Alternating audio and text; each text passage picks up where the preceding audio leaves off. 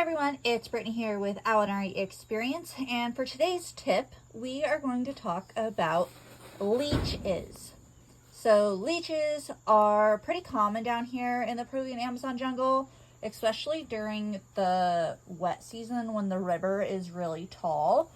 And so one of the tricks that I actually learned in Australia, but that works really well, is if you have a leech on you, you can take some salt and then just like sprinkle it over where the leech is on you, and the leech will fall right off. But as you can kind of see, the salt is like just big chunks and clumpy down here. So that's not gonna necessarily be super easy for you to do down here. Especially like how I would typically store the salt, like for leeches, would be like in a salt shaker, but the clumpy salt, just because it's so humid down here, would not come out of a salt shaker really. So you'd have to like pinch it and sprinkle it. So what I do instead, and this is what the locals down here in Peru do, so the salt is an Australian trick but works great. What the locals do here in Peru is they use alcohol. So they'll just squirt this on the leech and it'll fall right off. Now, this is easier to use down here, I think, just because it doesn't get clumpy and it pours out pretty nicely.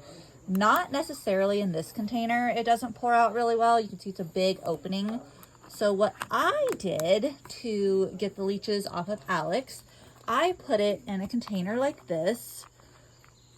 And it has like a tip on it. So you can see that tip right there. That allows me to like really like focus my squirt and aim to where I want the alcohol to go on the body to get rid of the leech. Plus, this is super small. You can see it just like fits right there in my hand. So it's easy to travel and carry with me back and forth to the garden. It's not a lot of weight. It does have a lid, so it's not going to leak everywhere. And as you can see, it's not nearly as big as that big alcohol container. So yeah, that is your tip for today on what to do if you have a leech on you. I hope that helps. Bye for now.